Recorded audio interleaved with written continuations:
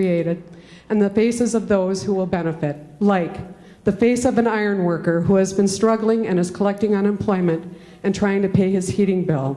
He does not want to move to the Dakotas and may not have to if PolyMet is a go. Or the face of a grandmother who lives alone because her children have moved to other parts of the country for work, mine. If this job goes, her oldest grandchild hopes to move back home to get a job at the mine and help out. Or the face of children on the Iron Range who love where they live and want mom and dad to live there forever so they can fish, swim, and ski. Excuse me. Most of them will likely need to move out of the area for work without more jobs on the horizon. Or the thoughtful faces of scientists, geologists, and engineers who want to move their families here so they can work on this very exciting project. Or the face of a Main Street clothier who fears he will need to close his store because of dwindling sales. The possibility of this project brings him hope. And finally, the hundreds of faces of people across the state of Minnesota who could be destined for poverty. With the jobs that this project could provide, many would learn a trade, would work and feed their families and contribute to a community. Sometimes we forget the faces in the midst of all the media hype and drama. I'm just asking that we remember them as we go forward and that we move on with this project so they can get to work. Thank you. Nick Balcom Raleigh. Go ahead, Nick. Hello, my name is Nick Balcom Raleigh, NickBalcomRaleigh. I am a futurist facilitator. I am the founder of FutureSpace. It's an organization that promotes futuring literacy among people. This is the largest group I've ever facilitated any sort of exercise with, but I'm going to invite you to participate in an exercise that I've made for this specific moment and the specific intersection of possible futures. There are many. There are some that are dire. There are some that are beautiful.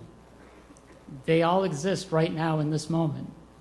So if you're willing to come along with me for this ride in 2 minutes, I invite you to close your eyes and follow along. I'd like you to imagine what is happening 12 months from now in your life.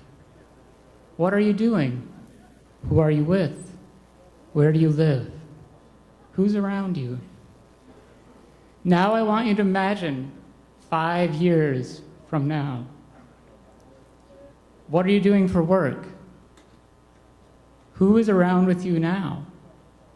What is PolyMet like to work for, if that's what you're imagining? How pristine are these environments, if that's what you're imagining? Now, I would like you to fast forward a little bit faster. You are now elderly, if you're not now. It's 2030. What is happening now? Are you retired? Do you have grandchildren? Do you have people that you care about in your life? What is the environment like? What is the weather like? What is the climate like? Do you have any technology and devices around you? Do you have electricity? I want you to imagine these things for a moment. Now, I'm going to fast forward us even further to a scarier year. So year 2100 is only scary because we're not there. I want you to imagine who is there. Who are these future people? You may know some of their relatives. You may know some of them. Some infants might live that long. What do you imagine that they're doing? What messes are they cleaning up? What work are they doing? What governments do they have? Do they vote? Do they cybernetically connect with each other? How do you imagine this world to be? Now fast forward again to 2514. These are the descendants of these people that you imagined earlier. What do they do?